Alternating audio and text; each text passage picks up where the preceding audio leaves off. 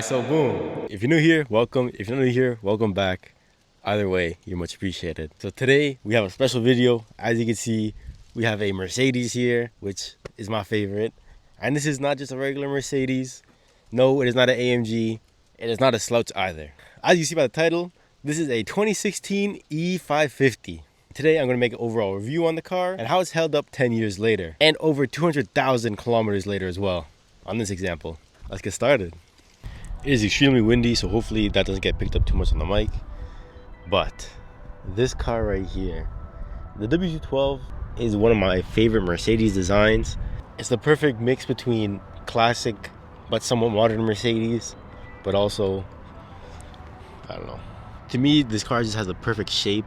I love its boxiness, from the rear especially. Personally, one of my favorite angles definitely has to be the front of this car. I love the headlights of this car, the grille. It just looks amazing. I don't think this car honestly has any bad angles. Every angle just looks great in my opinion. Ho ho! But that boxy rear end I was talking about, throw a diffuser, some exhaust tips on this thing. It already has a little spoiler. It currently has 18-inch rims on it, and I do not think they fit the car. I do like this style of rim, but not on this car. I think they're too small. This car needs minimum a 19. You probably even fit a 20 under this, John, but I think 19 is probably the sweet spot. One thing about this car too, so this is basically the highest level of E-Class you can get before you get to an AMG. So it has the 4.7 twin turbocharged V8, pushing 402 horsepower and 443 pound-feet of torque. And honestly, there really isn't that many reviews on this car. Like, I've seen about 3 actual somewhat longer video reviews on this car, but hopefully I can answer any questions that maybe some of those don't, because some of those are like 10 years old, 11 years old when the car came out. So just right away getting into this car, you're greeted by a lit up Mercedes sign, aluminum all across the doors, aluminum pedals. I love these pedals. My C-Class had these pedals, and basically every Mercedes of this generation, the new ones probably are similar, but I love this pedal where it's actually like a pedal and not top down like the brake. My Audi has a gas pedal like the brake from the top, and I just don't like it at all. I love this pedal. So moving up from the pedals, we have the steering wheel. Some people probably aren't the biggest fan of the steering wheel. I personally am a big fan of the steering wheel. Again, back in my C-Class, I had the pre-facelift version of this steering wheel, which is pretty, I don't say ugly, I do like it, but this is definitely a lot nicer. And then moving on to the seat, so as I said, this specific example has over 200,000 kilometers on it. And yeah, there's wrinkles, a little bit worn in, but overall, for a 200,000 kilometer car, no tears, extremely comfortable. Passenger seat, similar condition to the driver's seat, a little bit better. And these do come with massaging seats. And one cool thing about these seats as well is all the adjustments, like the lumbar, the bolsters here, your little thigh pad here, it's all air controlled. So they all have airbags, and you all control that through the screen. Next, moving over to the center console, a nice spacious center console as well. A little bit scratched up, but again, high mileage car, no rips or tears or anything. I have seen some, I think E-Classes and I think CLSs that maybe had like some like tears like right here where your elbow is. Flick up here to open it up, and it is a quite spacious center console. So your 2 chargers here, USB because this is a 10-year-old car, plenty of space, pen holder, whichever pens you feel like. So now actually sitting in the car, greeted by an AMG sign. So the 2016, this was the only year of the W212 that came with this command system. I'm not sure the name of it, because 2015, 14, they all had a older MMI, but this is the one that was used in the 205 and also in the 213s. Screen's a little bit scratched up. So also with the 2016 year, this layout is slightly different. The 2014s and 15s have slightly older style buttons. So one thing some people might say about this setup here is that, well, this dial pad is definitely dated. In 2016, nobody was using this. But with all the buttons here, buttons here, buttons here, I honestly like this layout. In the Audi, it's a lot of, you have to press a button, use a dial, press a button, use a dial. And it is also a good system as well, but I personally like the system a lot more. You just press this, press this, press this. Use these to control blah, blah, blah. I personally love this interior. It's a very nice place to be. Of course, it comes standard with Bluetooth audio and calling, and you also have a rear view camera, and then parking sensors around the car, a 3D camera, and these are the sensors, like I said. So it'll light up on the side here, and then when you get super close, it'll start flashing red. In the back as well, that's one. You have nice metal accents all across the dash here, nice full leather dash. One thing Mercedes like to not come with is a sunglass holder. My C-Class didn't have it, and neither does this E-Class. But you have the dark wood trim. This car does come with slight ambient lighting all across under here and the door card here. You can only change it into orange, blue, and white. I'll show some examples. But down here you have your cup holder and your main dial to control everything up here. Your buttons here to go back, all that jazz. Navigation. It's definitely not the best MMI. You could probably get Apple CarPlay and you'd be good. So down here you have your Eco and Sport button. Also goes to a manual mode as well. Star, so this star button brings you to like a main menu here where you can select everything. A seat button where you can control all the settings, like I said. You can raise the vehicle because it does have airbag suspensions. And like I said, that here, they're adjustable from sport and comfort. This car also has a very nice, I want to say Alcantara headliner all across the whole car. And it does have the panoramic sunroof. I do have to say, I just love the seats in this E-Class. Just the style of them and its way it's just straight down. It feels very like gangster, I guess you could say. Not to sound corny, but you know what I'm saying. I feel like it's something you see in like a 80s or 90s car, not in like a 2016. It just gives the car a lot of character in my opinion. So saying that, moving to the back seat, this is the mid-size car. So the E-Class sits above the C-Class but under the S-Class. I drive like a gangster with my seat very far back is what my parents would say, but I drive like a regular guy. Maybe it's a bit far back. But saying that, okay, it's a bit far back. But saying that, like I said, these seats back here, wrinkles here and there. Overall, I'd say perfect condition. Honestly, beautiful. You have a hook there to hang whatever you need. I'm sure business executives hung their suits there when this car first came out. Getting into the back seat, I am 5'11", you know, with shoes and a hat, 6 foot. So down here you have your own climate control. And what is very nice about the climate control here is, yeah, you got your vents here, but then you also have a vent right here, which is very clutch because these are helpful, but this is very nice. Also saying that, you got heated seats back here and, you know, just power windows all around. Overall, very nice material. It's just a very nice place to be in the back seat as well. A shot of up front. I know my C-Class had this. I'm sure other cars have it as well, where it has the indents. I'm sure that's a common thing, but I know a lot of cars don't have it as well. So it's not super, you get what I'm saying. Little pockets here to put whatever you need.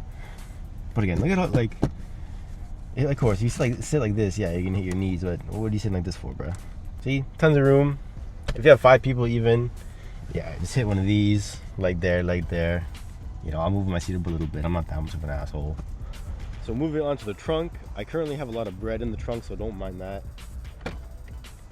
Woohoo! Got bread on deck. But it is very spacious back here. Initially, when I first saw it, I was like, oh, it's not that big. But it does go quite a distance back, and it does have a little carrier here for anything you would like. Maximum 20 pounds. Funny little thing if you want. Then here you got to pull the seats down right here and right here, and it does have an automatic trunk. And oh, I just learned it has the sensor you kick under. I tried that. That's why I was standing a little bit fruity. I didn't know that feature was here, but it is. I've actually never sat down in the passenger side. Stay hydrated. Oh my goodness. Very comfortable as well. These door cards have a very spacious compartment here. You can fit tons of snacks there. You have a very good sized mirror with a nice light up here. And oh my goodness. So these extend, and then you also have another mirror here. I just learned that as well. That is so funny.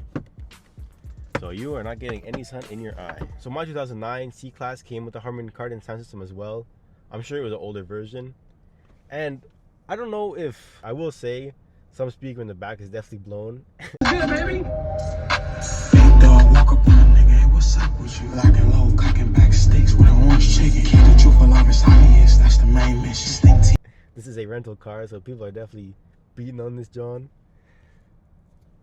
It's a good sound system, but I was a little bit unimpressed, honestly. My Audi has just the stock sound system, and that's pretty mid as well. But I was kind of hoping, I was expecting a little bit more out of this. It could be because like one of the speakers are blowing in the back. Well, that definitely affects it, but I don't know. I feel like I remember the E-Class, my C-Class having like a little more to it, but yeah. And I didn't really cover a lot of the features, so this is after I shot kind of everything. So this car is fully loaded with everything. Like I said, massage seats. It has Distronic cruise control. You have your heated and cooled seats, your privacy shade in the back. My C-Class had this as well. I love this.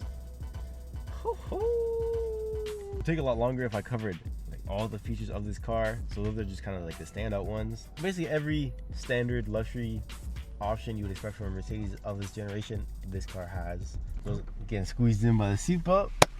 Okay, so this is gonna be day one I have the car, so you're gonna see this another day because this is my first driving impressions. I don't want to give no BS, you know. Headed to my girlfriend's house. So I've been driving it home. I floored it. Doors open. You know, I floored it a little bit. I tried sports mode a bit. I am currently getting massage at the moment, but I haven't really gave it the full pedal to the metal, I'm not gonna lie. So we're right in front of my house. I won't, but 100. That's like just under half throttle, just already going. I'm gonna slow down a little bit because there's a car ahead of me, and then I'm gonna give it the beans. We are in sport mode, comfort and suspension. Wait, suspension and accelerator. Okay, we're gonna go 70, 60, we're going 6.7 right now.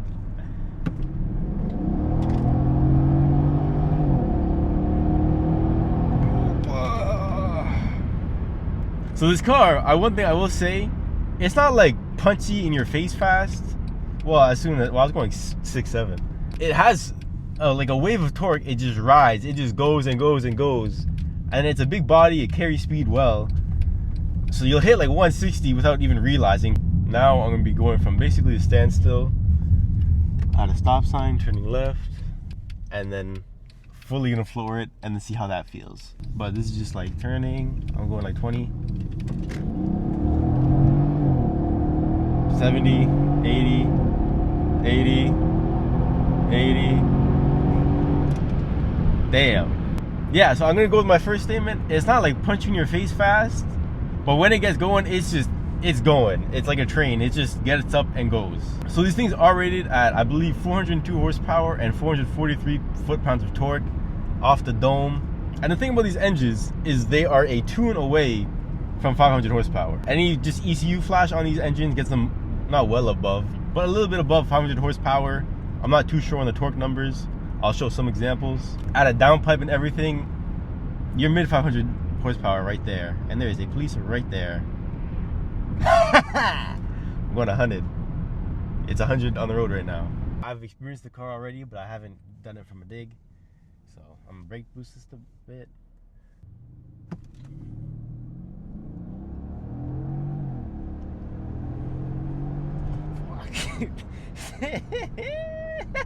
So no launch control. It's not gonna be super like, you know, but you see, yeah, it pulls you and then it just keeps pulling and pulling and pulling. Like I look down 100. Just go straight for a second.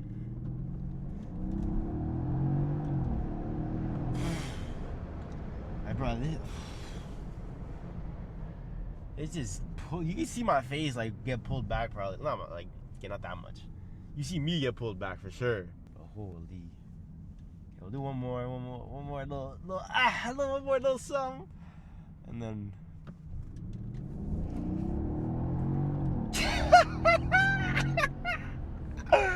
Oh, bro! So you feel the car just go back.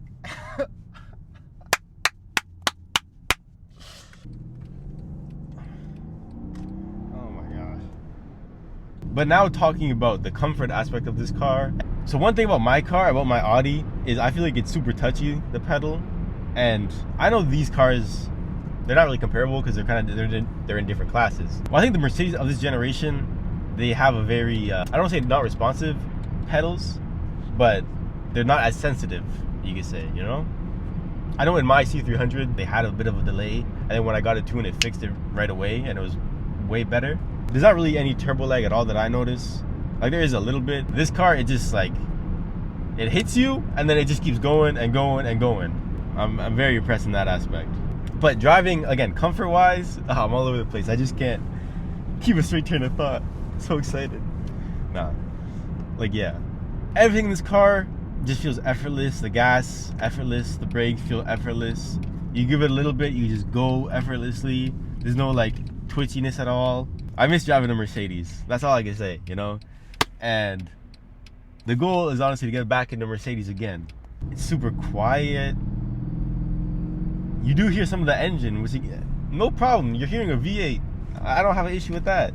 Because this car, of course, is 100% stock. I know once you start deleting stuff and blah, blah, blah, this thing gets pretty damn rowdy.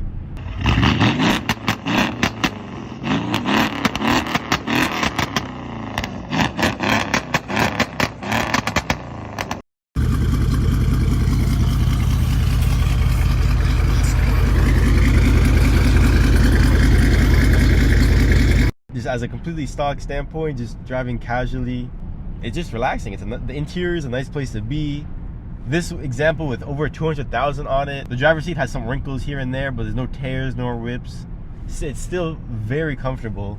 This car is super comfortable. It has a perfect balance of sportiness, you know, power, this and that, twin turbo V8 goodies, but also has, you know, sport or comfort air suspension. It drives nice.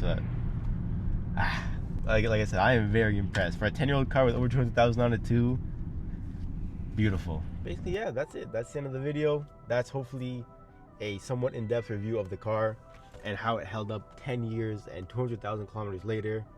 If you're looking for a if you're looking for a 550 on the market, in my opinion, it was very worth it.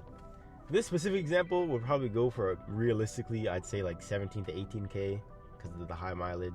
For under 130 or under 100,000 kilometers, you're looking between 24 to 20 or 30,000 in my opinion, I'd say. I'll find some examples, but that's just what I'm assuming because I look at them a lot. So out of a daily driver, I'm not sure what more you can ask for. It is very comfortable, and one thing this car does well, and in my opinion what a lot of Mercedes do well, is it is like a dual personality car. If you have this car in its comfort mode, comfort suspension, you're cruising, you're chilling. Like, it's an effortless drive. It's not too twitchy. You wouldn't expect it to be as punchy as it is, but you do still feel the power under the pedal. And then you put it to sports mode, comfort and suspension. For being a big body, I believe it's around 4,200 pounds. I'll have the actual weight right here. And I also believe it's 192 inches long. Again, if I'm wrong, I have it right here. It handles surprisingly well. For a big body, for a car to be able to do both and both so well, I can't ask for much more, honestly. You hear that V8 sound, but the only major thing these cars and any old German car and any just high performance car and older ones specifically, maintenance. That's the biggest question people may have. Overall, these engines are reliable. Once they get higher, like above 160, so over like this car, I'm pretty sure a lot of oil seals begin to leak, and they could be minor, but if they don't get addressed soon enough, they could be catastrophic and bomb the whole engine. So that is a major problem. That's mostly for higher mileage examples. So that's not a constant worry throughout its whole life. And of course, the air suspension, that is definitely not cheap either. I think if that goes out, that's gonna run you at least 4,000 to 5,000. But again, if you're buying this car for mid 20,000, you gotta remember, like I said earlier, it did come out for between, I believe, 80 to 90,000, depending on options. So it's gonna come with that price for maintenance as well. You're not gonna get a $30,000 car's worth of maintenance when you buy this car, and you should know that. So overall, I think if you have the money, know cars yourself, or just have you know people, I don't think this car would be a bad car to buy. I definitely want one of these. The only major con I could think of is fuel consumption. You're driving a twin turbo V8, so you're not expecting good fuel consumption out of it. If you want high mileage in this car, get an E550 diesel. You'll be chilling. I don't have enough good things to say about this car. I cannot complain. And yeah, so that's gonna wrap it up. If you enjoyed the video, drop a like, subscribe. I hope to have a lot more car reviews like this coming soon. And yeah, enjoy your day.